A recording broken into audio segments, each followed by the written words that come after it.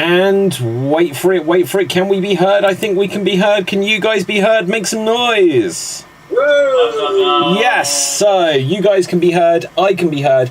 I may be slightly lagging. Hopefully you can hear me, audience, because this is just my force powers, because it is May the 4th be with you day. It is officially Star Wars Day yet again, and yet again it took until this morning before I realised, so I have nothing planned.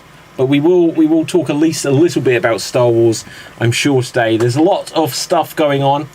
Capital Thieves' head may explode because there is a news headline here. A new Bugs Bunny film in the works. Oh, God. Absolutely. He's frozen. We have frozen Capital Thief in time. And there's all kinds of stuff going on. One of the things about Star Wars, just to pick this up, well, in fact, we should do some introductions. Then we'll come on to Star Wars. I'm David. Who else do we have on the show? And if you have a geek fact, if it's a Star Wars geek fact, I'll give you 2 bonus points. Marty, say hello to the people. Hi, this is Marty. I'm in Atlanta, Georgia, and I forgot it was May the 4th, but when you said that, a geek fact popped into my head. You guys probably, you're too young for this, but when Star Wars came out, Marvel did a comic adaptation, which you can still get today, the original comic adaptation of the original Star Wars movie, and they were working off of an early script.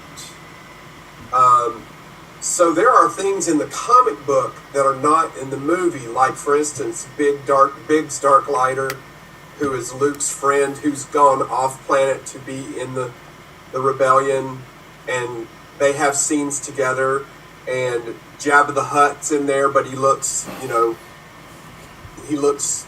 not like he does in the movies. Oh, does he? He looks like a dude, doesn't he? I can't remember about the comic. Yeah. I'm not sure if he does or not, or if he looks like some kind of alien, but there are some like slight weird differences, because think about it. Marvel had to be working on this before the movie even came out. So, what were they? I guess they were looking at production photos or something. That's probably all they had to work from. Now, Marty, you get a lot of bonus points for this, but here's the thing. They filmed this as well. The original Jabba the Hutt. Yeah. Was a dude. Yeah. I remember that. Like, just imagine how insulted you are if you're that actor and you think, wow, I'm opposite, like, Harrison Ford. And then it's like, no, we're replacing you with a slug man. We looked at you and realised it should be a giant slug. But they didn't do that until they re-released them years later. Wait, are you saying it was when you could actually watch the film in the cinema and he was a dude, not a slug? No, that wasn't it. Okay. That scene was not included, I don't believe. Do you know? And introduce Cap, and then let's talk about this for a minute. Okay, Capital Thave. Marty, you definitely get some points, but Capital Thave, say hello to the people. Hail Newtonians from the land of leopards, elephants, and crocodile. I had a different geek fact plan, but now it's Star Wars. I'm going to talk about Star Wars. Do you know that Sylvester Stallone was the guy who was meant to play Han Solo, not Harrison Ford? Who was? So George Lucas. Yeah, Sylvester Stallone was the guy who was meant to play Han Solo. He was auditioning for it. They put him in the costume, and Sylvester Stallone said that he felt really silly. He didn't want to do it. So I think there's an interview, I'm not sure Jimmy Kimmel or Jimmy Fallon, he talks about this. He said that he felt silly. He said the line was so silly, he said, give it to the other guy. And he just left. And Harrison Ford got the role. And he says on the interview, Harrison Ford, you owe your career to me. Wow, look, there is even the proof. That isn't a real photo. That definitely isn't real. But I can't understand, man. He'd be like, yo, the Millennium Falcon made the Kessel Run in like 4 parsecs, you know. He'd be like, she'd be like, I love you. He'd be like, I know. Adrian! Oh, wow, everyone's getting lots of points there. You know, if I can change and the Empire can change, then we can all change. See, this does give hope for why I'm pleased that this AI business is a thing. Right. Okay, hang on. David Meakin says, God damn it, I had to be ill on Star Wars Geek Battle. Look, we don't mind. Like, you know, if you're ill, if you're snotty, if you're throwing up, just do it, you know. Just join us. If you're Zoom infection, we don't care. You can come. Yeah. Once again, I keep forgetting to bring up the chat box, so let's see that. Luckily, I could still see that somehow. But, so...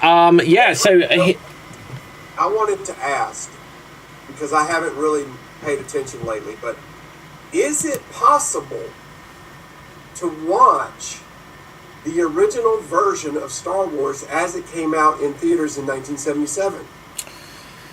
I don't know. I feel like I've heard the only way you can do that is if you have one of the original VHS. I think you can on Laserdisc as well, which is what I heard. Okay, if you have the Laserdisc, you can. But otherwise, I don't think you can. I don't think on Disney Plus it is the original version. Gosh, they really need to release the original version.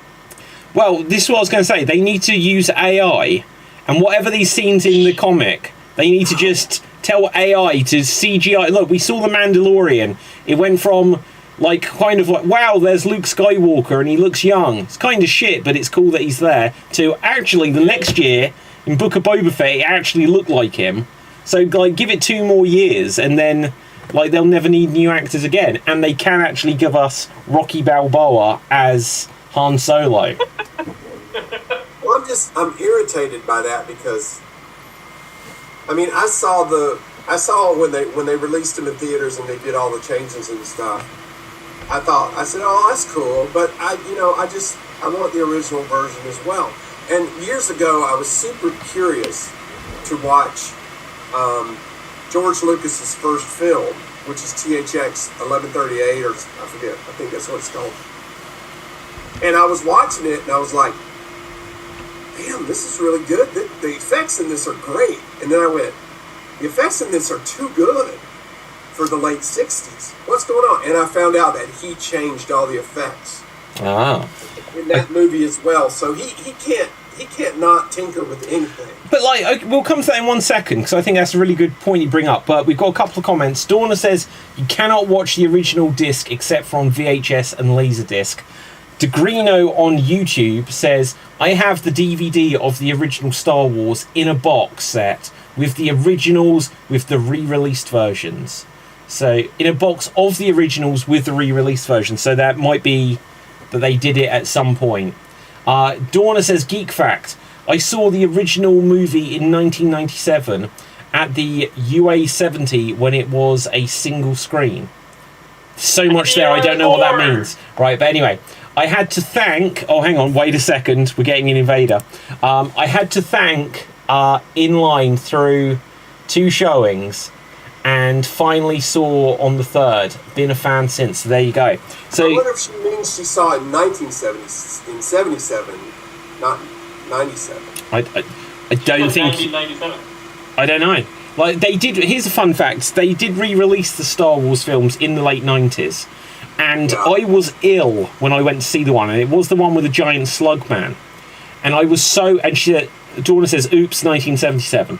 But I was so ill, I saw that Star Wars film, and I didn't understand what the hell was going on. Dave! Hello, everyone.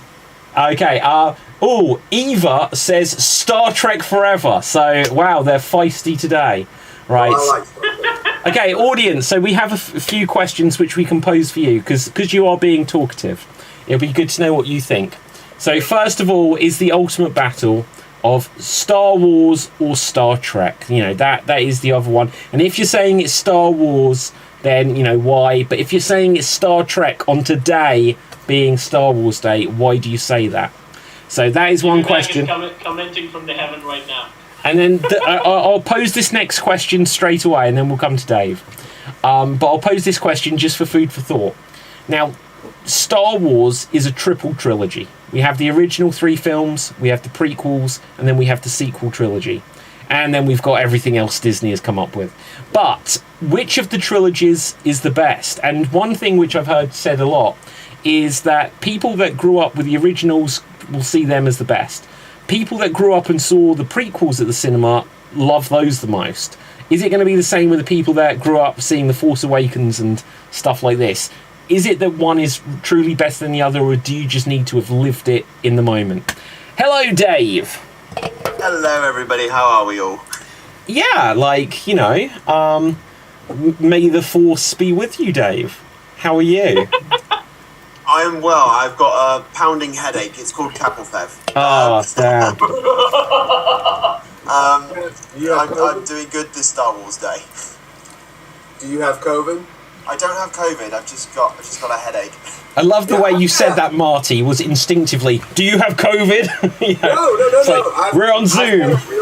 I've had a headache for the past day and a half myself. And Yeah, it's Capelfave. We've established this.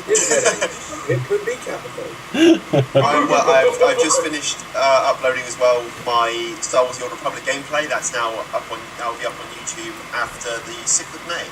So the Imperial Agent will be up on the 6th of May. Wait, hang on. Wait. Even though that's great, wouldn't have today been the perfect day to put something on? It would have been the perfect day. I didn't think about it, but I thought, damn it, I've done it. I was too late now. I've done it now. Fair play. Okay, so let's quickly pose this question, because it may be a very quick one. Star Wars or Star Trek, and if so, why? Capelfave. Okay, so I think Marty is going to be Star Trek. I think Dave is going to be Star Wars. Cap, I don't know what you'll say. What do you say? Warhammer 40k. Get out. He's like, Stargate. No. Right, SG-1. Okay, no, Cap. So I suspect you're more of a Star Wars fan. You spoke about the Clone Wars and stuff like this. Yeah, I grew up watching the Clone Wars cartoons, so I have a big love for them. So because of that, I choose Star Wars. Wow. I haven't ever watched the original trilogy of Star Wars films all the way through. There's an amazing story to it, but it's one I unfortunately cannot share on the show. But I do intend. Did you get lucky that night? Quite the opposite, and I don't know. That might imply something not quite what I intend to mean, right? But no, it was not a good night, and that's why I watched 3/4 of the 3rd film. Haven't seen it, but I saw the Family Guy recreation, so I know what happens. It's all good. Now, Marty, I assume you are Star Trek.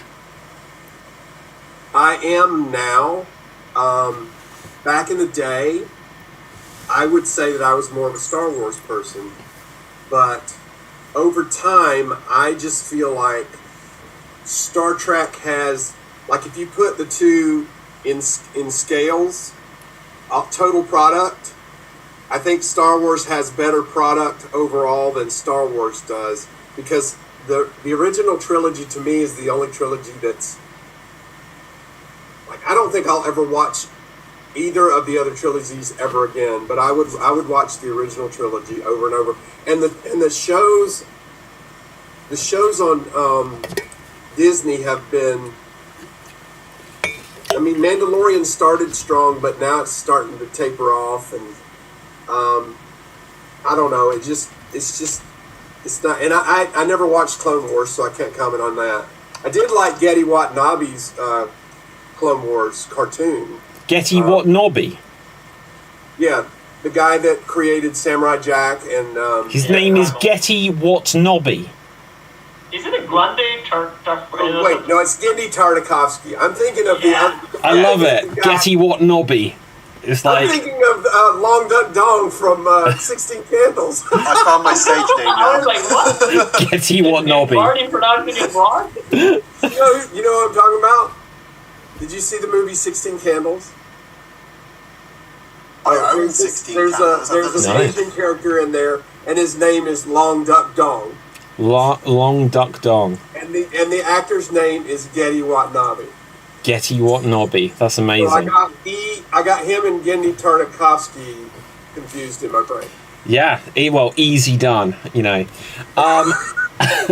Okay, I'll just give my thoughts and then we'll come to Dave, because I think Dave is going to be the overall, like you're wearing a Star Wars hoodie or whatever. Right. No, so I think growing up, I definitely watched the original Star Trek series quite a lot. I never really could get into the Next Generation, but I don't necessarily have anything against it. I liked the Star Trek movies with the Next Generation cast. I just found that the actual shows were a bit boring, and I think I'd appreciate them more now. And then like Voyager and Deep Space Nine, they were spin-offs, so I didn't really get into those. I tried watching Enterprise. I watched a lot of that, but I thought it was a bit like Saved by the Bell in space. It was all just kind of bad storytelling. And then I watched the Star Wars films, and I was like, wow, I thought this was going to be this big, intimidating thing to get into. But it was really easy. Like, the story is super simple. There's someone that's got, like, some plans to defeat the Death Star or whatever. They're trying to get them. They're trying to stop them. They fight. That's it. It was, like, really simple. And I thought it was going to be this big, intimidating thing. So, I don't know. Like, no, go ahead, Cap. What about compared to Doctor Who? Because that's also falls in the same spectrum, like Star Trek, Doctor Who, and Star Wars.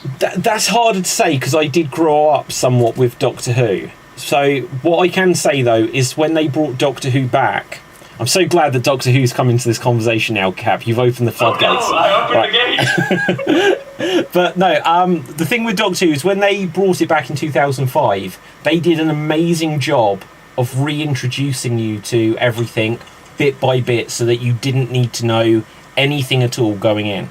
They like really made it easy for a new viewer to get into it. And then after about 3 years, they were suddenly like, oh, old fans are watching this, and then they stopped trying to explain stuff, and it probably lost quite a bit of the audience. But Dave, he's doing something, right? I'm doing something. Yeah, I've got a pizza right in front of me. Pizza? Real quick, I wish I had a better picture, but here's a picture of me and my girlfriend, like, in about 1980, 81, dressed as Darth Vader. That looks like a kidnapping. There's a man in a dark hood with a woman whose face cannot be seen because it's whited out. Yeah, it's fading out real bad. Okay. Oh, there you go. Now see, she's smiling. She's happy. Wow. Technically, that's what happened in the movie, right? Darth Vader kidnapped Leia. Yes. Yeah, his own daughter. Wait, hang on. So, wait. So, was that... Did you say that was your girlfriend? Yeah. And... So you were dressed as the father and daughter? I think only the first movie was out at that time. Yell, David, yell. Yell that yell. Incest! Right. Okay, Dave. Hello. If your pizza will allow us, what's your view on this? How much does Doctor Who beat the others by? Oh, wow. That's a different topic altogether. Yeah. But in terms of like Star Trek and Star Wars, I of course Star Wars was already out when I was a kid, and I had watched it. But on the original VHS, none of these added scenes in them, which is, you know, people don't believe me when I say this never happened when I watched it as a kid. Like, no, this always happened. No, it didn't. I swear. I did see a lot of Star Trek. I did watch a lot of Next Generation, but if I have to, it has to be Star Wars above Star Trek. Mainly because I can never get into the politics of Star Trek. Yeah. There's like a lot of talk, a lot of shoot to kill, and we're not going to kill them, but we are going to kill them. You know, Riker put his leg up on everything as well. You had to. It's because he got this terrible jock itch. He just needed something to, like, so the skin wasn't, like, chafing. Number one, what does that smell? Sorry, Captain, Yeah. I put my leg up again. Sorry? Yeah, I did. I think, like, the only thing is, I would say that I would put Return of the Jedi of the original trilogy quite low. Ooh. Mainly because I like the dynamic between, like, Vader and Luke. But then when you have the battle on Endor, the battle on the planet, I just got. Now I've looked at it, it's a bit ridiculous now. The Empire was beaten by teddy bears. Well, I it expect them does. to just take their robes and go, Care Bear stare! Yeah. It does make you wish. Like, I think I heard this one time that they originally were going to set it on Chewbacca's planet, and it was going to be Wookiees instead of Ewoks. But the costume shrunk in the wash. Ah. Yeah, the costumes all shrunk, and they had to hire a bunch of little people. It was huge debacle. Yeah. Well, so why wasn't it set on Chewbacca's planet? Toys. Well, they wanted to sell toys. Yeah, but they could sell Chewbacca toys. Yeah, I don't know. I don't know, David. I mean, the Christmas special with Chewbacca doesn't look that, sellable. As a newbie cat, I will tell you that as a Star Wars fan, we never speak of the Christmas movies. The holiday special. That never happened. Isn't it weird, though, that Guardians of the Galaxy did a show called The Holiday Special, and it was also shit? Yeah. Never do Christmas special. Don't do it. Just don't do it. Yeah. Like You know, Muppets and Mickey Mouse, you can do it. Star You know what Wars was and good, Marvel, though? don't do it. They didn't overdo it or oversell it, but the Hawkeye series was set around Christmas, and I thought it was good. I actually enjoyed it. Even TMNT did a Christmas special, and the whole plot is that the Turtles are looking for a gift to Master Splinter. And again, it has mentioned yet all the other Christmas special. Yeah. Well, Doctor Who, now the Doctor Who Christmas special is quite a thing. Like, the first one they did of the new era, the Doctor was barely in it, but when he suddenly turned up at the end, it was awesome. And it was sort of like, he'd been literally asleep throughout most of it, and this was David Tennant's first episode. And then he turned up at the end, and it was and by the end of it, everyone was like, wow, he's awesome, he had a sword fight and lost his hand and everything. And then I think in the following years, they're a little hit and miss. I really like the Titanic one with Kylie Minogue, and I like the one with the Master. But then some of the ones with Matt Smith, they purposely made them very Christmassy, and they're all right. But I was hoping that they would advance the story a bit more, and they were very standalone. Is it the one with Nick Frost as Santa Claus? Nick Frost as Santa Claus? That was with Peter Capaldi. Wait, Oh, Nick was it? Frost was Santa Claus? Yeah. I literally don't remember that. I've blocked that out of my mind. I think that was the first Christmas special that they did with Peter Capaldi. Wow, I've somehow probably never seen that beyond when it originally aired. I feel like I did see it, but I don't remember anything other than Nick Frost being Santa. Yeah. Well, anyway, on this note, let's now move this Star Wars discussion on ever so slightly to, and our audience, you've flooded us with 0 comments since I asked you a question, so thanks for that. They're still typing, David. They're still they've got so many opinions. But okay, so which of the trilogies of Star Wars is the best? Now, it's probably going to be which is better, the prequels or the sequels, and everyone will say the originals are best. But is there an argument? Is there a way of saying that the prequel series are the best films, or the sequel series are the best films? I'm sure you could make an argument for any of them if you try hard enough. I can't. I've got into trouble with people for my opinion on this. Okay. Because I prefer the prequels to the sequel trilogy, because the prequel trilogy, despite it had less Jar Jar as the shows went on, so it got better, but it had a story, as opposed to the prequel or the sequel trilogy, which is making it up as they went along. Yep. Cap. My opinion is the same with the prequels. I would say, again, I won't say this of any perfect film, but I would say it was still Star Wars, in a sense that George Lucas had so much control over it, even though a lot of the things he did was kind of looked and didn't land. But the few things he did well kind of landed very well, and the fight choreography is really good. And for those, a lot of people don't actually know the effort that was put into it. I think the guy who played Anakin, there's a short clip that I wanted to share on the Geek chat, but I never did, forgot to do it. is that he trained for like so many months and just like doing this upside down thing, and the effort they put into it, and again they delivered on a lot of the stuff that they did. They only didn't deliver it in the script. That's the only Wait, is that the kid? Is that like the child Anakin, or when he was a bit older? No, the Hayden Christian, I think. Okay, yeah, right? sure. Yeah, 'cause, yeah. Like the kid that played Anakin in Episode 1, he kind of went crazy, right? Isn't that? Yeah, he did. A little, yeah. Yeah. Sad story there. Yeah.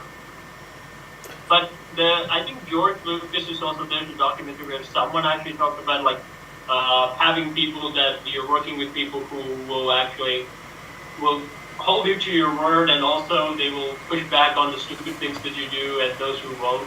I think in the first Star Wars he had that, but in the prequels he had all yes men who would just say whatever he says, okay.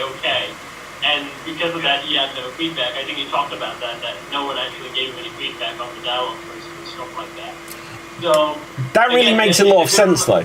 That you can absolutely understand that happened. Like, oh, they're making new Star Wars after like 14, 15 years or whatever it was, and no one was going to be like, "Hey, George, I'm going to tell you that you're making Star Wars wrong." So it became what it was.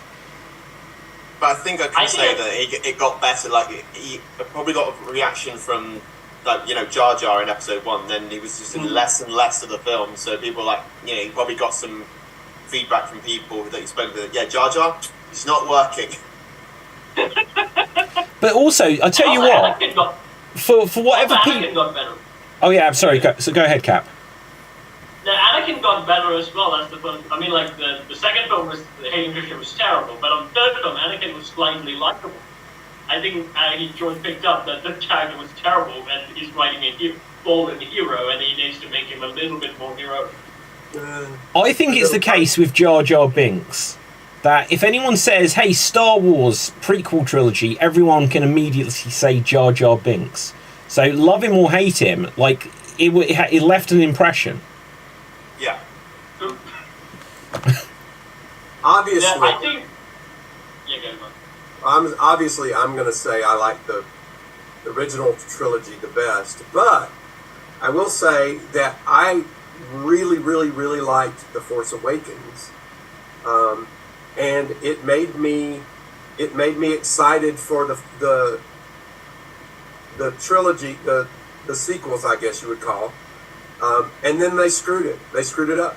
Yeah. They screwed it up. So I would also say I got really pumped for the. I mean, like when the new film came out, I was watching it at the last fight where I was like, "Oh yes, this is great." But like Adam Driver and I forgot the actor who played the escape clone and stuff, and that laser fight scene, I was really good and interested. So like I felt like the movie's gonna go better. But the second film was well. yeah. Well, they can't do anything original. They can't do. I mean, why? There's this whole universe out there, and they can't do anything original. Let's bring back the Death Star. Oh, let's bring back the Emperor. You know. Here's the thing. Make Luke Skywalker a bomb. Well, like here's the thing. First of all, there's a comment here. Blondie Einstein, hello Blondie, says 3 words: Howard the Duck. So I think that sums up everything. I'll be honest. I would like you to, Blondie Einstein. I'd like you to elaborate on that because I don't quite understand what you mean by that. Right. I think I understand what he means, but let's see what he says. Okay. What I was going to say is, when they made The Force Awakens... Now, here's the thing. If I had to justify and die on the hill of the sequel trilogy are better, they have really good special effects. Like, the CGI is much better. Right? That's like what I can say. They went down the route. It's interesting that they said that they were basically reintroducing people to Star Wars because people somehow wouldn't have known Star Wars, so they kind of remade the first one. And Superman Returns already did that with the first Superman movie. There are so many parallels where they were like, well, we're basically doing that again, and then we'll go on further from that. And that's what they did with Star Wars as well. And I don't know that that's a winning formula. Like, say that we're just going to do something so familiar. Because in the 2000s, right? Even if they're saying like they're introducing people to Star Wars, yes, movies have a big reach. But I think Star Wars was still alive because, you know, in the 2000s you had the Rebels and the Clone Wars, which were very successful. I always stopped after the Clone Wars, but still, there were a lot of people still watching the Star Wars stuff, and there was lots of games. Yeah, no, I don't think Star Wars like ever went away. Now, when it came to The Last Jedi, like I said, I've never watched fully the original trilogy, but it's one of those things that before I even started watching the first Star Wars film, I knew everything that was going to happen anyway, because it's Star Wars, everyone knows, sort of thing. Yeah. And I could say that as someone that wasn't like the biggest Star Wars fan, when I watched The Last Jedi, my view of it was, yeah, I had a fun time, but I think everyone's going to hate this. And the weird thing, and I've commented on this many times before, because the same thing happened when it came to Justice League and that, is all of the reviewers were full of bullshit. They were all like, this is amazing. And then audiences, and this was like the first couple of films where this happened, where it was like, I don't know if the reviewers were paid off, or they were just thinking, oh, it's Star Wars, so we'd better say it was great. Oh, the guy who directed the Avengers took over directing Justice League, so we'd better say it's fixed. And just when you watch these things, you're like, wow, this isn't very good. And there were so many problems in The Last Jedi. Just the very fact that Luke Skywalker just evaporated into his cloak with no fight. It was just like... and by that point, now obviously they'd filmed stuff already, but Carrie Fisher had passed away. They should have been in panic of thinking, well, we don't have any of the original cast left because we already killed off Harrison Ford. And they should have been like, we need to keep Luke Skywalker active in this series. And they also didn't do a good casting to the new characters as well. Like, I feel like the clone guy had a little bit more connection to Han Solo, and I assumed that he was going to be kind of his protege a little bit. I think it had a little bit of dynamic, which didn't go anywhere. Then Rey was supposed to be Luke's prodigy, but then Luke was kind of, well, not Luke. So, and then she didn't have a good connection with him as well. And the third was like, Leia's the one who's writing him. Okay, fine, but she's dead now. So, again, you don't have the good passing of the torch vibe with the new characters. We never did that. Well, yeah, exactly. Like, even from the first one, like, everyone said that when Han Solo died, and then Carrie Fisher is hugging Rey, they were like, Chewbacca stood right there. I know. I was fixing to bring that up, too. Such bad choices. Yeah, really stuff like that. And like, what was the guy's name? I forget the guy. He then went on to be Moon Knight. What was that guy? Poe Dameron. Oh, Poe Dameron. It's just like, he was barely in the first one. I didn't see him as the Harrison Ford character, but clearly that's what the intention was. But he wasn't in it that much. He was in it for a bit, disappeared for most of it, may have returned at the end. Then he got completely... Didn't they like knock him out in the Last Jedi? They went on some mission, they just knocked him out. He was a complete loser. It was the stupidest thing ever. Like, he had a plan. Like, the leader didn't explain the plan that they were gonna do something to actually save the thing. So he assumed that, okay, the stupid leader, we're all gonna die. I need to try to do something else. And they kept it like, he's the idiot. And at the end, they believed this is what we're gonna do. Then tell them what's wrong with it. Tell him. Yeah, exactly. Tell them the plan. You can trust him. He is the pilot. You can tell him the plan. Yeah. That was the most angriest and stupid I was when I was watching a movie thing. At the end, okay, I'm expecting a very big payoff here. The reason why he's like bringing him down, there must be a big payoff, and there was nothing. But also, like, in The Force Awakens, they were like, oh, there's this character Finn, and he's going to end up helping Rey, and Finn's going to be important. Yes, Finn, and then Finn wasn't important at all. And even, I think, in The Last Jedi, he was going to, like, do the whole sacrifice himself, and then the character, was it Rose, that comes to my mind? She sort of, like, bumped him out the way and sort of, like, stopped him sacrificing himself. But then he didn't do his heroic thing, and I don't know how much he was in the third one. And that was stupid. Well, his Finn's job in the Rise of Skywalker. Rey.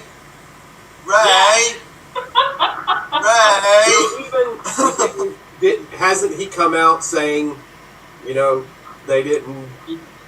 Yeah, he did say that he wasn't happy with the way his character was treated, but at the same point, he hasn't swallowed his pride enough that he's coming back for the Ray movies. Right. He's coming back? Yeah, so Daisy's coming back. Well, here's the thing about I'm going off topic a bit, but so the new Ray movie that was coming out, she wasn't in it. Originally, she was not in the movie. The whole movie was written by one guy, and they said, yeah, this is a really good story, it's a really good idea, and then they fired him. And then they got rid of the director, they got rid of the other writers, and then they realised that the lead actor, or the actress, that they had for the movie, that person quit, so they were like, right, what are we going to do? Let's bring Ray back! Wow. I didn't know any of that. That's amazing. Yeah. Although say this about Finder, the first movie that Vinny had probably liked him, it was about the fight Adam Driver as well. So I assumed that these two were going to be the new Jedi, I presume. But then, again, like you said, he basically became a comic relief. And also the other thing I hate the fact is that he had feelings for Rey. In the first movie, clear love feelings for Rey. But then in the second film, they made it like she had a thing for Adam Driver, again, which was really weird. Yeah. And in the third movie, he just, at the second movie, you thought she was going to be with the mechanic, but then that also falls apart. And they're just trying to establish a weird connection between Oscar Isaac and Ray. And in the third movie, he meets a random person, and that's it. Like, well, I think the problem that was in like The Last Jedi and The Rise of Skywalker was to put a time limit on everything. There was no like in Return of the Jedi there was a stake. They had to get the fleet to the Death Star as quickly as possible before it was fully battle ready. In these movies, none of it makes sense. The fleet in The Rise of Skywalker, the Imperial fleet is already ready to go. So why isn't Palpatine just sending them out? No, the ships will be ready in 16 hours. Let's go on a space journey. Let's go for a jaunt across the galaxy. Let's find the magical MacGuffins of everything. Oh no, our fleet is running out of fuel. Let's go on a space adventure. Do you know what? We've talked about this before, but I wish they had just adapted those novels that were written back in the 80s. What was it called? Heir to the Empire or something like that? Heirs to the Empire. Yeah. Well, I wish they just adapted that as the sequel.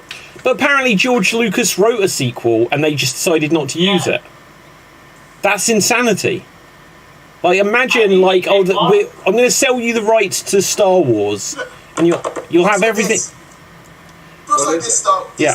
Makes things like this. Yeah. But what I was going to say is that he didn't just sell them it. It was like, but here's the story for the next 3 films, which you can now make.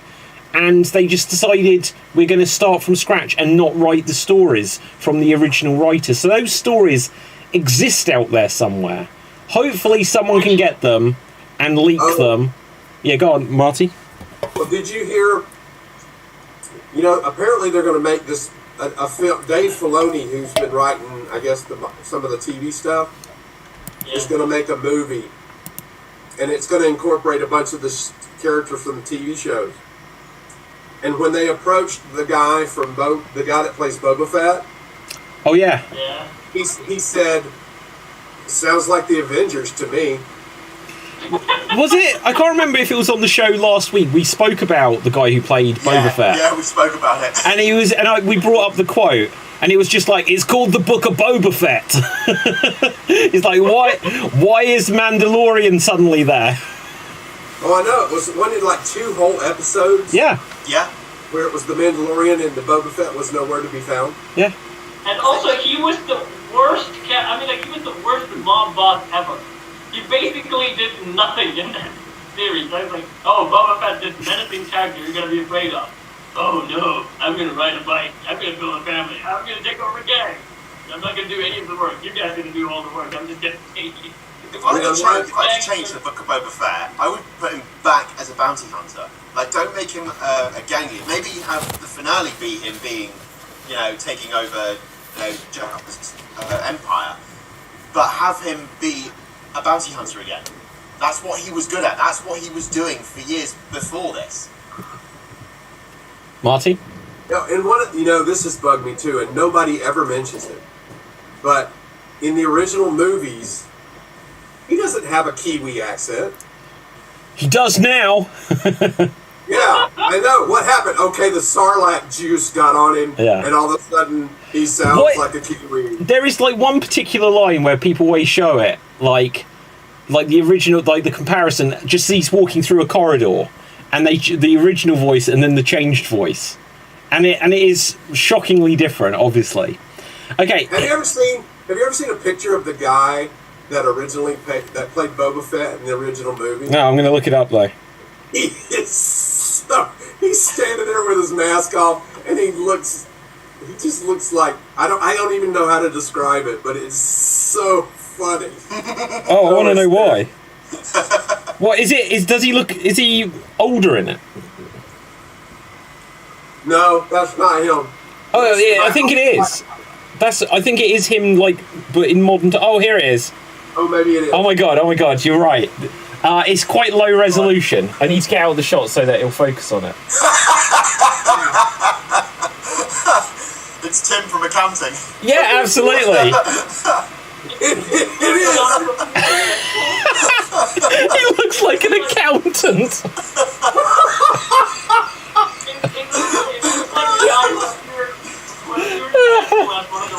Oh, that is so good. I can see why the Mandalorians don't take their helmets off. Oh my god, there's more. This gets even better. Oh, this is why we should have been on StreamYard so I could show this properly. Yeah, that's the picture. Look at him, he's chatting up this alien woman. To be honest with you, you know what? He looks like Frank Oz. He does. Wow, you're right. Yeah, he's like Mandalorian, am I? Mandalorian. Well, this is. I took off my helmet. Do you know, okay, I don't know who this is. It's just some random comment from someone, but it sums it up. So credit to whoever this is. But someone just screen capped this. And they said, I would give anything for the photo from the filming of Return to the Jedi of Boba Fett's actor in the Jabba Palace set without his helmet on. And he's like a horrible, out-of-shape 70s dad with glasses and a mustache. Oh, God. Yeah, that's great. The actor couldn't get there, so they just picked some random stagehand. You with the rigging. Yeah. Get in the costume. Yeah. Probably what they did. Oh, wow. Okay, so here's the thing. They go, Cap. He was so small, right? In the original films, when Darth Vader stood next to him, he was like very small. And now I can see the guy right now. He's not intimidating at all. Wow. Oh my god, it gets funnier. Someone's done it. Like, here is fan art that someone has done, and it's incredible. Here we go. Look at that mustache! Oh my god! Oh, that is good. I have a special brush for that. That is so funny. Okay, so here is something from today about. So this is from Lucasfilm President Kathleen Kennedy has been interviewed, and it says here, speaking with Empire magazine, Lucasfilm President Kathleen Kennedy says one mistake they have no intention of repeating, as they did in the late 2010s, is to churn out Star Wars films to meet a deadline. Rather, they plan to adopt the marketing strategy of another long-running franchise. And she says, I've often brought up Bond. That's every 3 or 4 years, and there wasn't this pressure to feel like you had to have a movie every year. I feel that was very important to Star Wars. We have to eventize this. It's much better to tell the truth that we're going to make these movies when they're ready to be made and release them when they're ready to be released. Well, that's kind of obvious. I can see where she's coming from. But, you know, we had Bob Iger was saying, you know, they bought the rights to Disney and they were going, right, you got to make a movie like now. Let's get a movie out immediately. Yeah. No, I mean, everybody's doing that now. It's just they're just going too fast. The problem is, no, go ahead, Kat. Sometimes you get something good, right? Sony did the same when they were about to lose the rights to Spider-Man. Go make something. Oh, here we go. Into the Spider-Verse. Actually, I started watching. I don't know why I stopped. Well, maybe I do know. But I started watching the 1994 Fantastic Four film yesterday for the first time ever. I saw about the first 10 minutes of it, and it wasn't as bad as I expected. But that was a film literally just made and then never released, so they could keep the rights. The only reason they made it so they could keep the rights. Yeah, absolutely. And I've never watched it. I'll send the link. It's on YouTube, but hang on. Blondie says, Howard the Duck, George Lucas triumph. Laugh out loud. He must have been quackers. That sexy duck. So there you go. But hey, can I just say, yeah, I like Howard the Duck. I think there's some very funny parts in that movie, and I'll just say this: Leah Thompson. yeah. But hang on. Here's the thing about Leah Thompson, right? She was in Back to the Future banging her son. Now she's banging a duck. Jesus. Yeah, exactly. That meant that back then I had a shot. But she was doing it with Marty. Yeah, with her son, and then with Marty. Yeah, absolutely. Right. I have flat feet, so come on. Don't squash my dreams. Wow. Okay. So I think what the phenomenon is, like, it's weird when you look back at like cinema history and television and all these production companies and everything, that you see the patterns of how things happen. And so obviously for several years it was like cinematic universe. Everything needs to be a cinematic universe. And at the moment, multiverse. Everything has to be a multiverse. But also in between these, they were like, streaming service. We need content, right? And literally, I've got Paramount Plus, and there's hardly any films on there. Like, you go onto like certain categories, and there is like 7 films in like particular genres. They don't have enough to have a streaming service. So Disney, they were like, we need to buy Fox. We need to bulk out this thing. We're putting Disney Plus out there. But also, we need to put out something so that people subscribe every month. So we'll put out WandaVision, and then we'll put out the Book of Boba Fett, or the Mandalorian, rather.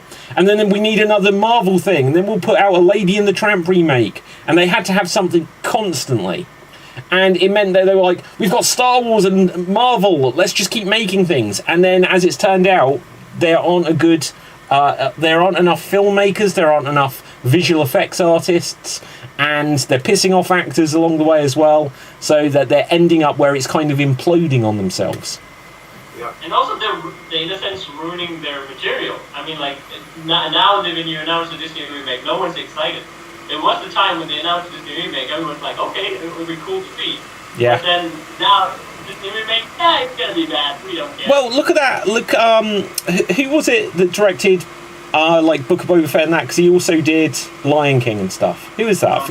Jon Favreau, right? Jon Favreau? Yeah, Jon Favreau. He did the Jungle Book remake, and when that came out, people were like, "Oh wow, this is awesome!" And literally, they stole the stampede scene from Lion King into the Jungle Book, and then they were like, it was awesome. So, I hated it. Really? Okay, but what? Bill Murray as Baloo the Bear? Come on. Right. Anyway. No. I mean, I would say 80% of it is good. The only thing I had a problem with it was the ending. And also, one of my friends who loved the Jungle Book said that they basically took out all the fun of it, so that's her problem. Is that good? The only thing I didn't like was that they... Christopher Walken as a giant orangutan? Yeah, that was what I was going to say. I liked Christopher Walken. His version of the song, obviously it wasn't iconic, but it was a Christopher Walken version. But they made him a Gigantopithecus. Yeah. And that's an extinct ape. Why did they do that? That was just bizarre. But still, it was cool though. It was cool though. I mean, like, I had zero problem with any of that was happening. The only thing I didn't like was that he didn't go to the human part and he even did Shanti. That was the point of the story. You forgot your own moral of the story, Disney. That's kind of idiotic. But when they made that, like, it was like Jon Favreau is now going to remake The Lion King, and we're like, oh my god, this is going to be unbelievable. And it was, but for the wrong reasons. It was just they sucked the fun out of it. I have not watched one single Disney remake live action since Beauty and the Beast. Oh my god, that was a so pain. bad. That was so much a pain. Yeah, I would agree with that. Blondie says, OMG, Marty, so funny. I think that's because you want to join Howard the Duck and Marty McFly for the ultimate foursome with Leah Thompson. Absolutely. Marty, I can't remember when you joined. Do you remember that Leah Thompson gave a suggestion for one of our scenes in Extreme Improv? Did she really? Yeah, absolutely. During the first World Championship, this is probably why I've been shadow banned across Twitter for years. I asked lots of celebrities, can you suggest a line of dialogue, and that will be what we use for our World Championship. And loads of people did. Loads of celebrities did. And Leah Thompson was one of them. So, I'll have to dig out that line so that you can say it, Marty. She was one of my big crushes back in the day, if you couldn't tell. Really? Right, okay. Not at all, Marty, not at all. Where were we, though, guys? I was going to say, based on what you were just talking about how they've kind of screwed stuff the fun out of it. I'll probably go see it, but I'm not in a rush. I'm not excited about going to see Guardians of the Galaxy. It also, right now, isn't doing well, right? It's released and it's not doing well, right? It's released? No, I think officially it releases I'm tomorrow. probably going to go see it tomorrow. I might be going to see it tomorrow, then. Right, I don't know. I didn't even know it was out. I'm not I gotta go. I'm just not. I think Marvel has lost that. I think the last films I was excited for Doctor Strange, but afterwards I was like, no, I'm not interested in anything that I'm going to see at that moment. I know you're checking out on the other platforms. But to be fair, there are very few movies that make me want to go to the theater anymore. Yeah. Dave, but I'll come back to that in a second. But Dave? It's going on what Kat was saying. Yeah, I think Marvel, it's Endgame, it's a bit it has fans, excuse me, it has the appeal, so it can do what Star Wars have done, wait a moment, get a plan together, churn something out. If you have to put something out, put something out. But then people will be excited. They'll be excited for the next Doctor Strange, the next Ant-Man, what Guardians of the Galaxy, whatever, because people will, they'll wait for it.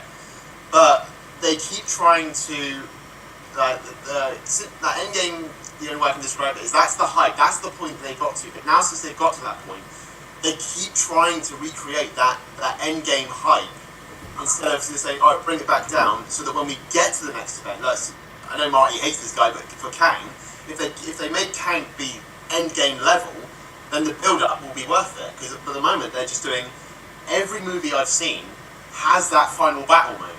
They have that big moment where everybody churns together to fight the big bad instead of having a one-on-one thing. Now it's just everybody has to fight the big bad. Yeah. Yeah, no suspense at all. Thanos was yeah, I'm coming. So everyone's waiting for him, and you get to the next level bad guys. And when he did deliver. On the film, he did the damage that he was meant to do. But right now, at least with the bad guy comes, he wrecks up the hero, and then he got to go, another dangerous tank left here. Yeah. Yes, I wanted you to get that. Whoops. Well, exactly. You don't really establish a good major threat in having him lose at the first point. It should have literally. Unless he's Palpatine. Well, but I was going to say, if you're going to do something what would have been really cool? Because obviously they gave us He Who Remains or whatever, and he died. And then in Ant-Man, he didn't die, but he lost in a fist fight to Ant-Man. It's just well, he's not a Thanos, is he? Right? But what they could have done that would have been really nice, if they'd known that they were doing this, they should have started having whatever actor or variants, and they still could do this if they wanted to go the variant route. But imagine if before we'd reached Endgame, we just started seeing this character here and there, and it was hiding in plain sight, and suddenly it turns out, oh my god, this character we've known all along is turns out to be this big threat, and something like this.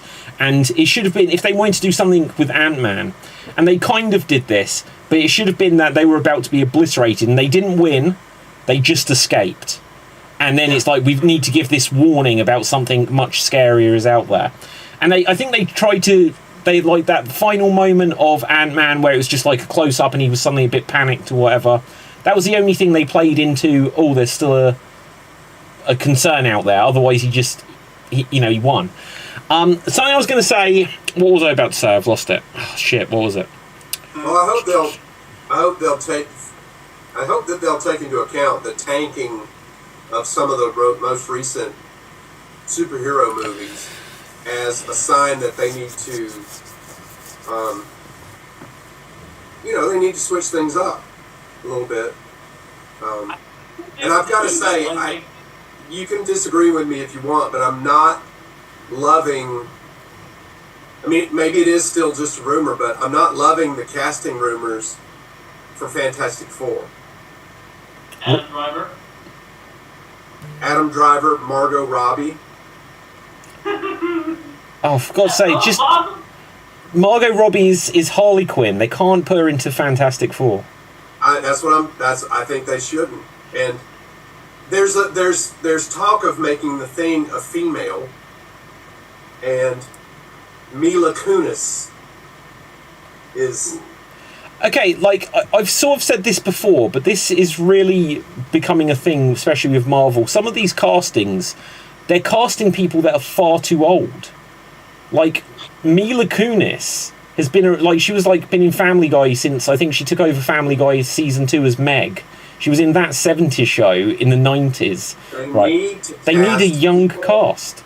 For the X-Men and the Fantastic Four, they need to cast people in their 20s. Yeah, like Fantastic Four. Margot Robbie was in Suicide Squad in 2016. That was 6-7 years ago. It's that's when you start the journey with someone. She can continue as that character, but she's in the twilight years of that character now. She shouldn't be starting a new franchise. And they're doing this over and over again with some of these casting choices. All of the Avengers are kind of, except for the Young Avengers, but the Young Avengers are a complete disaster for these ones. I remember the point I was going to make, actually. One of the things that's happening is people didn't know they would be excited for Iron Man because the character wasn't a big deal before the film. But people knew Hulk. They always were oh, there's Spider-Man, there's going to be a new Spider-Man film, there's going to be a new Batman and everything. And Marvel especially have got into the idea of, well, we did our Iron Man trilogy, which was 10 years ago since that finished. And it's we finished our Captain America trilogy, and yeah, there's a new Captain America, and it's a character we are familiar with, so I'm not going to prejudge that one. But then they were just well, we've introduced Ant-Man, and people liked it enough, and Doctor Strange, and people liked it enough.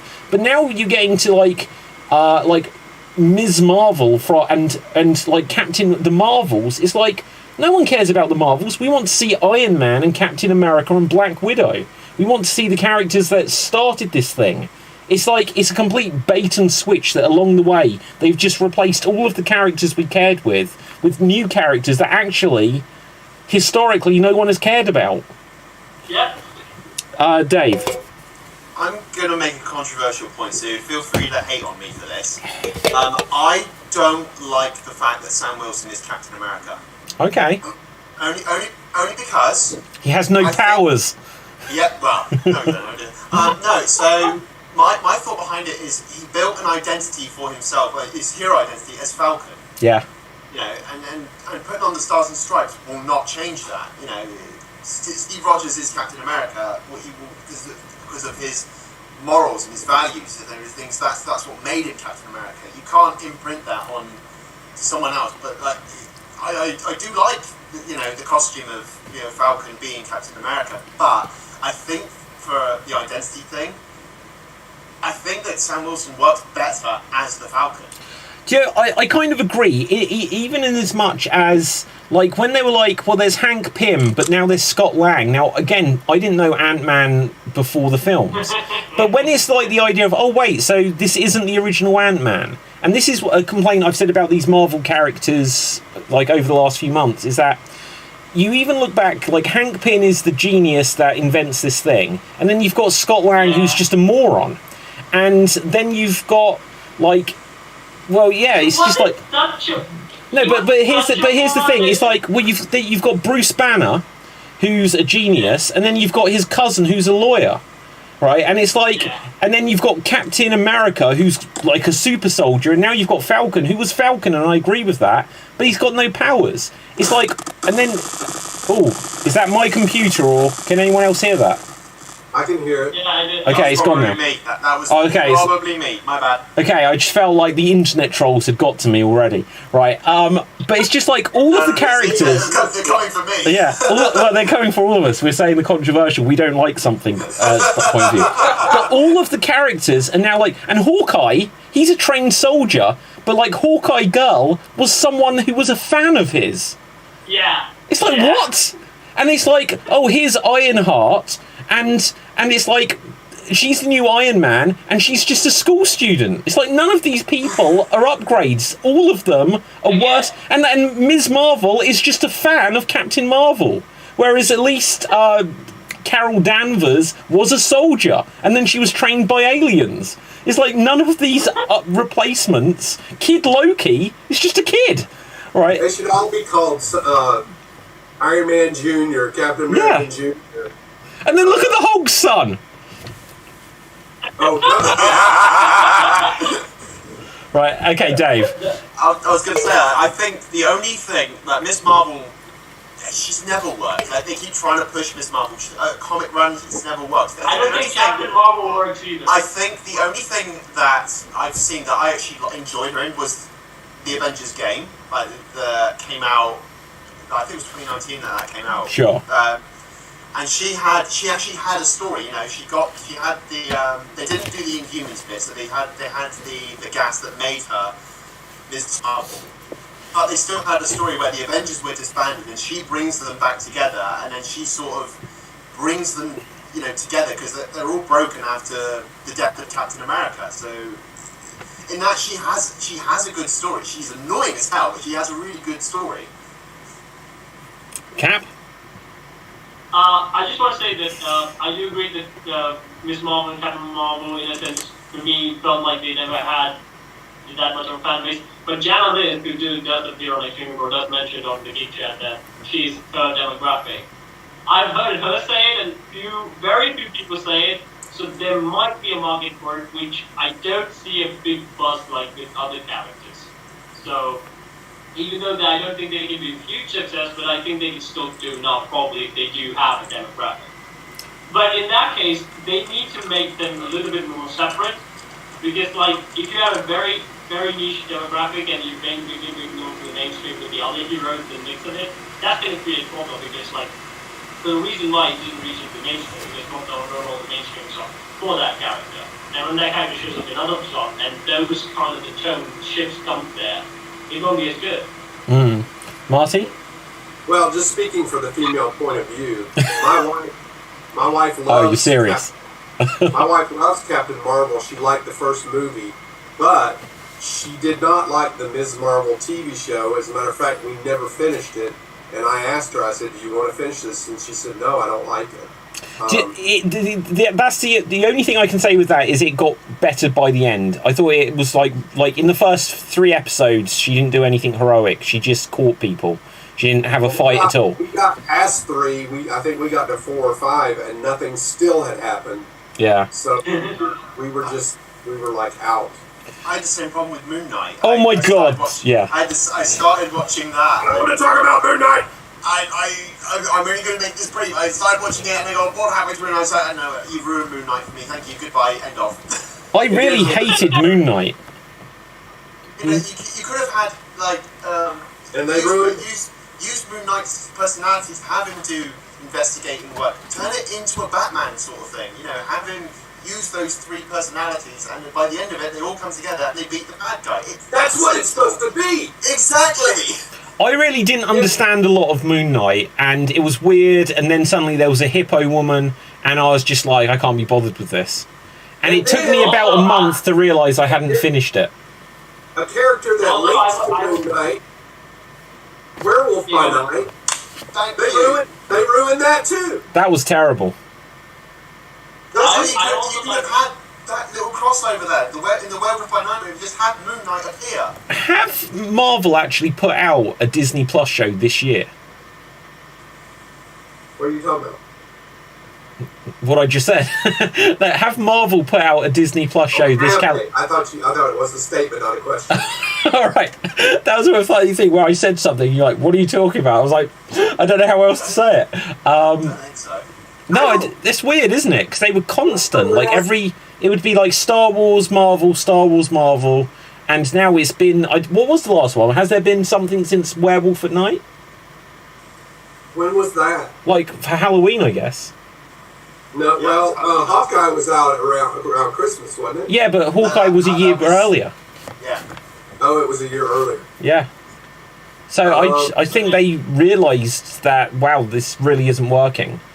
Well, no, I think like season 2 of Loki, so I think they're almost finished. Yeah, and was it? Did someone say, or was it like? Was this in our group chat, or did I read it somewhere that Agatha Harkness thing is going to be a musical? Yeah, it was me. Oh my god! And so well. They're going to ruin that character too, who has so much potential. So much potential. She ends up in the comics. She is hired by the Fantastic Four to be their nanny because they know that their son needs protection from. Do you know what, Marty? You have just sold that to me. If I read like, oh, what's on at the cinema? The Fantastic Four hire Agatha to be their nanny. I'm like, get me down. Are we gonna get like Nanny McPhee, Miss Doubtfire, move over. Come on! If you grew up reading the comics, you would love this because it's because she's a witch, and but nobody knows it. So was Mary Poppins. I just don't think I'm on board with the superhero grandmother thing. It just doesn't work for me. I would say they would be a good episode on a cartoon show, but I'm pretty sure in the movies it's going to look silly. I think too much funny stuff when it comes to movies. What was cool about it was anytime some supervillain would come along and they thought that they were going to, hurt Franklin Richards, or and they're like, oh, only this old woman is here to watch this kid, no problem. And Agatha Harkness would just put the magical hurt on these people. I mean, look, she would actually send people into nightmarish hellscapes, and they would come out almost completely insane because of what she did to them. There is a weird trend in Hollywood over the last few years where they think that people want to see the kick-ass granny. It's like the Halloween reboot in 2018, that worked because it's Jamie Lee Curtis. But when they brought back Sarah Connor, and Terminator Dark Fate was terrible. And then I'm sure there's like a third example of this.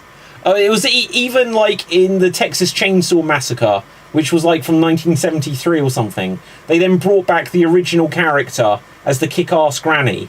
And it's like, I don't think people are in the market. They want... A grandmother is Aunt May. That's what we want out of a grandmother. We don't want them with like shotguns.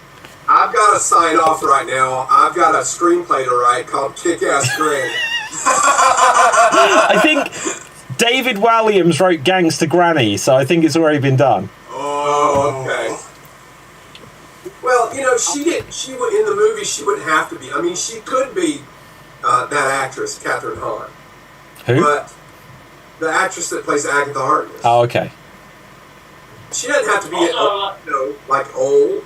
Well, this is the whole Aunt May thing. They saw the original Aunt May from the movie, and they were like, let's get Sally Field in. And then they saw that, and they were like, can we go younger?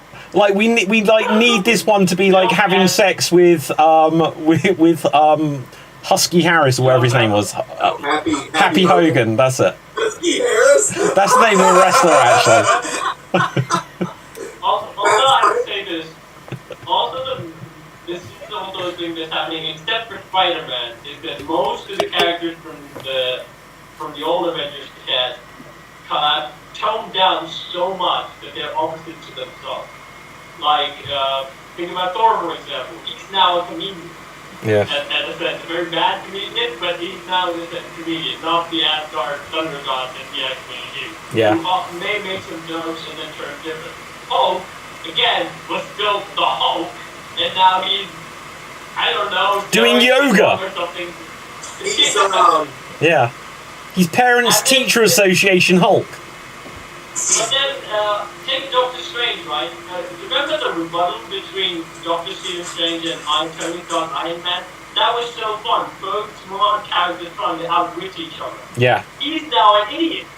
He's the biggest idiot in the world. What, Doctor Strange is? Yeah. Multiverse Madness is full of idiot Doctor Strange. That's all you need to write. Well, all I know is he needs to pop that zit of an eyeball he's got on his forehead. That was the worst CGI. I don't care. That was much worse than MODOK. And then who was it that turned up at the end as well? Who? Like, at the end of Doctor Strange. It was someone that should have been cast, like, 15 years ago. That's true. Yeah. That is very true. Like, everyone, they're just like, oh, what famous Hollywood actor, like, when we first wrote our wish list in 2008, honestly, have we not hired yet?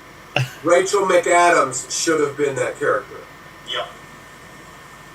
And also with Sam, right? I did enjoy Captain America Winter Soldier, but I also love the point when you said, like, again, the Falcon was a character and it did have a fan base, and it probably didn't like that now it has become Captain America. I did quite enjoy it, but I also had the problem is he did not take the super speed soldier dinner. Yeah. Basically, any threat, I mean, like, Captain America still can't fight Thanos. I don't think Falcon still can do that. He'll get banged up pretty easily. Well, here was the weird thing. I watched the Avengers Infinity War within the last week. And when you and like, even that film, as much as people like that one, and then they still say, oh, Endgame wasn't as good, is like, when you watch that film, there is Vision, who literally could wield Captain America's shield, and then even from their own What If show, could, like, wipe out Thanos just with his eye, like, his third eye thing. Is you had the Vision and Wanda, who they establish is the most powerful thing that they've got, having this fight with those two goofs, and then they're about to get wiped out, and then literally Falcon, Black Widow and Captain America turn up and start kicking their butts, and it's like Captain America's barely got powers, the others have no powers. Why have Vision and Scarlet Witch laying there like bitches? You know, Captain America's, he's got heart, and that's all you need. Well, yeah, but he doesn't have any powers. He's got a shield. You know, he can still. He's a super soldier. Yeah, he's not that super though, is he? Yeah, but Batman doesn't have any powers, and he's still cool. Yeah, but Batman, as established by Marty, is the ultimate detective, so he would just outthink them. If you would do some research, you would know that people refer to him as the world's greatest detective. Okay. But he also wears diapers, so fuck him. He wears diapers? If you get punched by Bane, you need to wear diapers too. Wait, he wears diapers? When did you ever see Batman stop to use the bathroom? Yeah. Do you remember the show 24? That thing ran 9 seasons, and you only saw a character take a piss once. Yeah. They're all wearing adult diapers. They just don't tell you. Wow. Batman wears adult diapers. I also... Sorry, Cap, we will come to you in just one moment, because otherwise I'll miss this opportunity. I also watched the 1989 Batman movie the other day.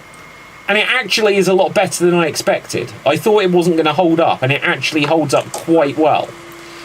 The weird thing, though, and I can't remember where, but I think we mentioned this recently, is there is a scene, the first time you see Batman as Batman at all, it's like an over-the-head shot, and you see him and his cape turns, and it is literally hand-animated, like they would have done in the old Fleischer Superman things to show him fly.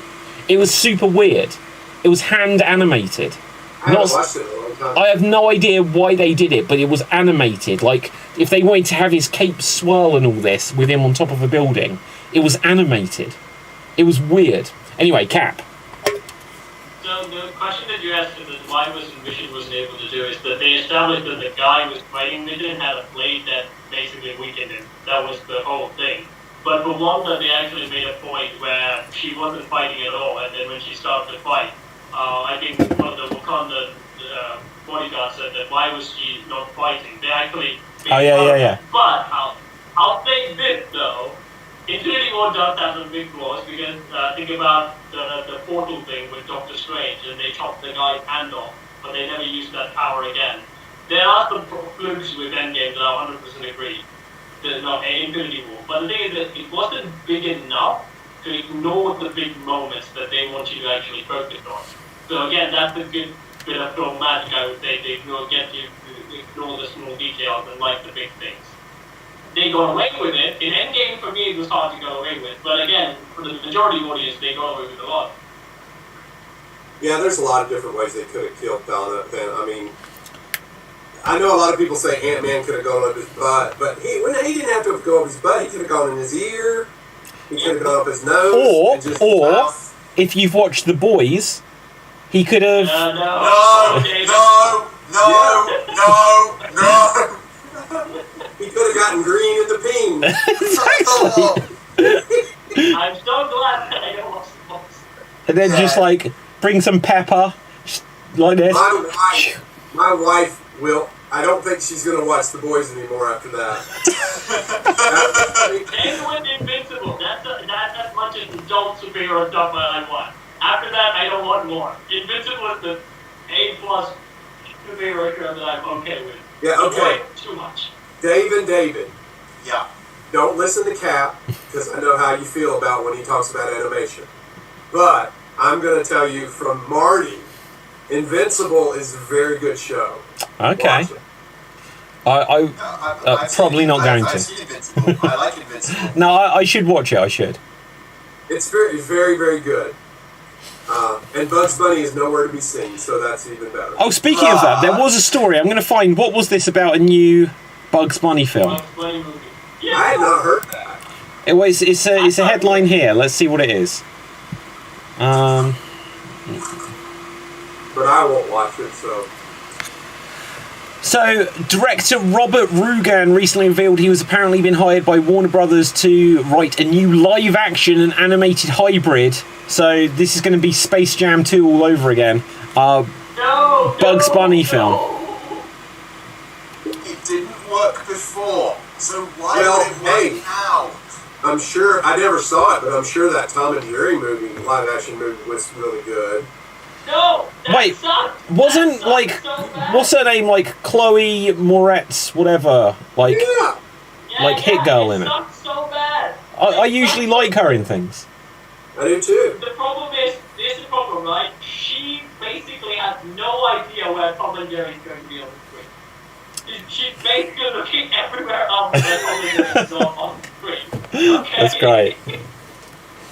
That's not necessarily Tom and Jerry's fault. They're too busy kissing each other on the set.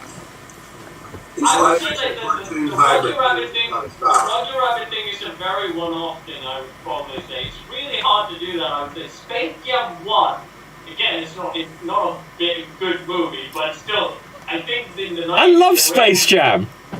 No, I love it too, David, but I would admit it's not that great, but I would say they were able to do that Roger Rabbit thing in that at least a little bit. But as it went on, right now especially, if you look at the new Space Jam, the Roger Rabbit thing, these guys can't do it anymore. They just lost the ability to work with cartoons.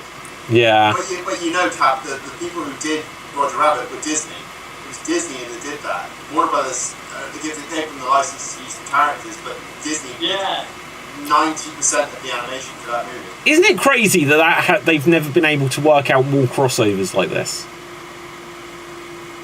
I think it's because... was Roger Rabbit a big hit? I think so. Yeah, it was pretty big. I only saw it once. I thought, this is kind of cool, but I don't think I ever have to watch it again. Oh my god, I love Roger Rabbit. Really? Yeah, Bob Hoskins, Christopher Lloyd,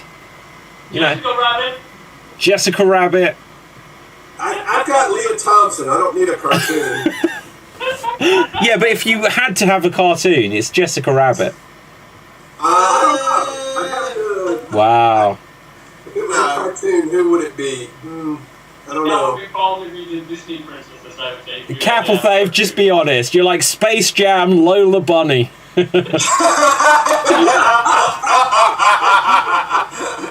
But here's the thing. This is why you didn't judge Marty for taking Howard the Duck's leftovers. But didn't think she wasn't meant to be slutty. They were actually trying to make it a little bit more PG, but the problem is one of the artists drew a slutty bunny and accidentally sent it to the executives, and they were like, yeah, this is good, we can market this. Wow. Accidentally. Like when they did Tomb Raider, they accidentally inflated the chest. Yeah, it's all accidentally. Yeah, none of them. They actually rejected a version of Lola Bunny that was, in a sense, more like teenage, which they didn't like because they didn't want Bugs Bunny interacting with a kind of a teenager. So that's the reason why they scrubbed it. Wait, what is Bugs Bunny meant to be? Is he a child then? No, Bugs Bunny is meant to be the same age, but then the movie they had an idea, the romantic idea with Lola Bunny and Bugs Bunny. So if it appeared more like a teenager, it does not look well in the audience. So they scrapped that. Then they went with slutty Lola Bunny. Oh, okay. I believe we're having a conversation about the age of Bugs Bunny. Yeah. How have we come to this? We went from Star Wars topics to Bugs Bunny. I know. Okay, look, something I didn't ever get, like coming back to Adam Driver, right? Just very quickly. It's like he killed Han Solo, and then they tried to have this redemption story, and they were like, "Oh, like Reylo." It's just like, hang on, he killed Han Solo. We can't forgive this character. He can't redeem himself. Like I said, there's a project I'm working on. It's really hard to work on it, but I'm putting it that Kylo Ren has no redemption arc. Did Kylo die at the end of that movie? Yeah, he does. That's what I'm kind of keeping it. I'm keeping it as though in my version, he wants to one-up Darth Vader. Because Darth Vader's weakness is Luke. If Kylo Ren gets rid of them, there is no redemption. He kills Han, he kills Leia, he kills everybody. He's like, no redemption. I would not give that. He killed his own mom. Who's gonna like him? Yeah. Wait, he killed Leia as well? Yeah. Do you know what? I've only ever seen, what was the last one called? Last Jedi? No, Rise of Skywalker. I've only ever seen that once. Rise of Palpatine. Oh, right. Rise of Palpatine. I've only seen those once. I have only seen it once. You know why I call once. it that, Cap. You know why I call it that. Yeah. But you know the weirdest thing is that you know when Oscar Isaac is actually in the trailer shot reading somehow Palpatine has returned. Even he himself thinking the dialogue like, this is fucking stupid and I have to say it. You can see that look in his face when he said it. I'll just say for that, we went, so I've seen it twice, and then when the year it came out, all of us for the Star Wars show we were doing in Disney, our managers had paid for us to go and see it, and I thought, why would you torture us to go and see this movie? And then at the end of the movie, when Rey and Kylo Ren were kissing, and then the whole final act of the movie, every single one of us was just going, no! Stop it! Why? But I think that was completely brought on by the internet. There was a niche fandom that actually didn't like Ray and Adam Driver, and the management looked at that and went, oh, we're going to look like we listen to the fans, and just do the worst thing that the fandom did. And it wasn't meant to be a joke, I think, mostly. And then turned Finn into a character that basically has no story on. Again, that was wrong. But also mention this, like, talking about money and stuff. There was an awesome cartoon called Doug Dawkins, which you guys should definitely check out. It's a mix of Star Wars and Star Trek. It's so good. I also wanted to ask that is Howard the Duck the first, or the Doug Dawkins became the first? I want to know that. What do you mean the first? So the Doug Dawkins cartoon was taken from the early 70s, I think, when Looney Tunes was doing it. But then they did the show in the 2000s. Basically, they turned a sketch into a show. Oh, Is no, that Doug Dodgers is like from the 40s. Wow. So he was the first. 40s. Before Howard the Duck.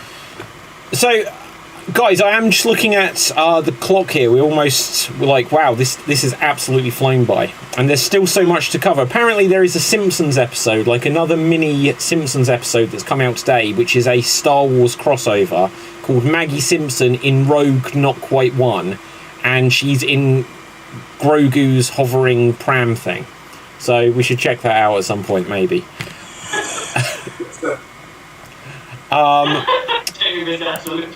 Yeah.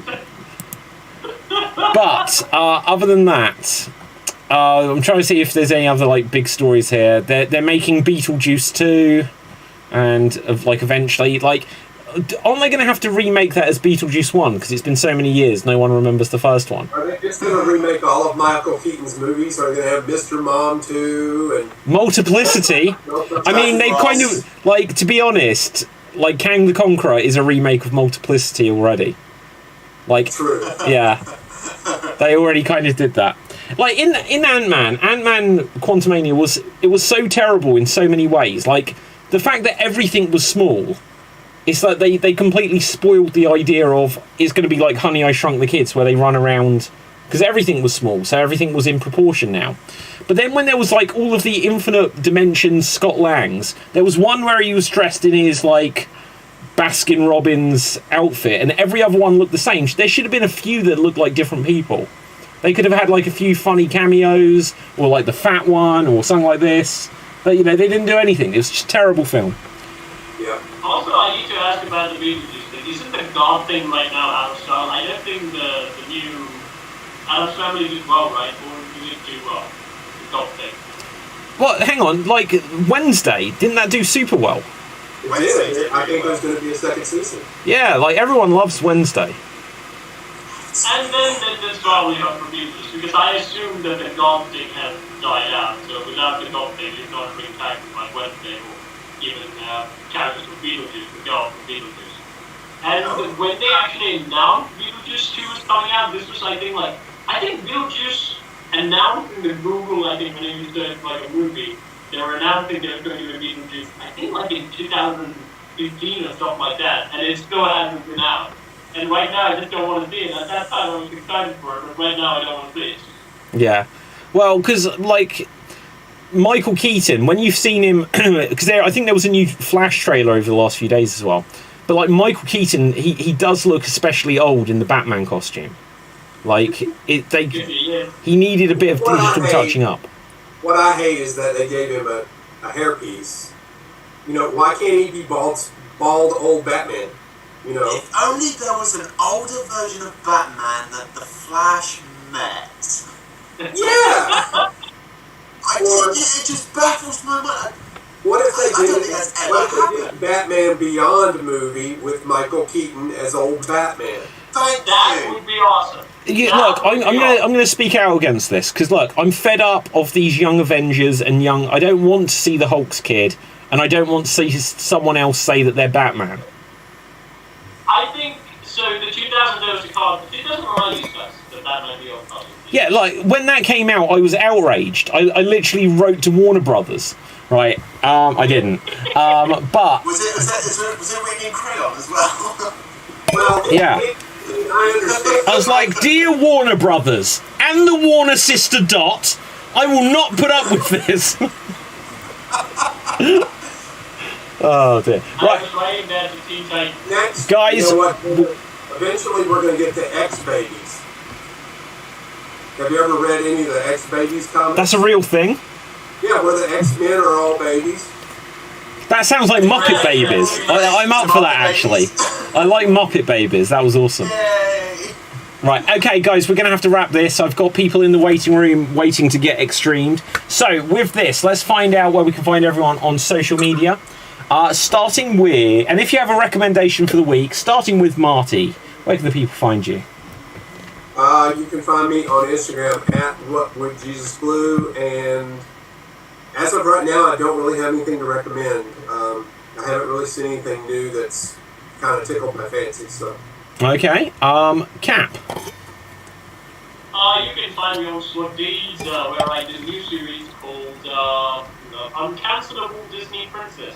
And it's one of the videos where I actually do have some dislikes, so go check me out on Swapdeeds and just all that up. But yeah, you know where it is, so you can find me where I'm working with puppets and I'm in a bucket, and you can also find me here on numerous shows. Okay. My recommendation for today is an anime, Demon Slayer. You're aware of it. I say just go check it out because it's really good and I'm watching it again. Okay, Dave. You can find me on my Instagram, DaveMC1993, and check out my YouTube channel, DaveMC, where I upload Star Wars The Old Republic content. From the 6th of May, a new chapter and a new character will be uploaded on there. You can catch me here on Extreme doing a Geek Battle and Extreme Improv, and you can also, my recommendation would be the final season, part 3 of Attack on Titan is now out in and stuff. Go and check it out. It was an awesome start to the finale. Fabulous. My name is David Pstansky. You'll find me on Facebook, Instagram, Twitter at David Pstansky. Check out all my YouTube channels. Also check out the website www.extreme.tv. I've been uploading tons of new articles. Some of them are wacky. I'll give you a preview of one that I'm probably going to upload in the next 24 hours or so. I've spoken about this on the show before. There is some weird conspiracy or something that's happened that no one else seems to have noticed, where if you watch Steven Seagal films, all of the posters and DVD box art of it, he is hiding below his lip. He is hiding his chin, he is hiding his neck in every single poster, and I don't know why, because when you watch the films you can see that he has a neck. So, I dig into that. It's about... it's a big article. Right, Cap, we were about to end, but do you want to add something to that? Yeah, because Jesse Enken, the karate dude on YouTube, actually interviewed Steven Seagal. And the reason why he gained that much weight after all is that not because he was slacking. He had a kind of medical condition, I think like hypothyroidism. That's why he gained a lot lower weight and he can't actually reduce that lower weight. Yeah, but that's fine. If he's a bigger guy, then he's a bigger guy. You can see it from his body as well. He literally is in every poster, he's like this with a gun. Or sometimes they have clearly cut his head off and put it onto a different body. There is all kinds of weird methods they got for it. Lots of shadows. Eventually he gets the goatee and that seems the solution.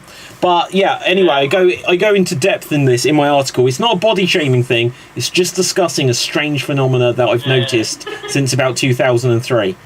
Now, with this, from me, from everyone else, stay safe, always stay extremed, and ciao for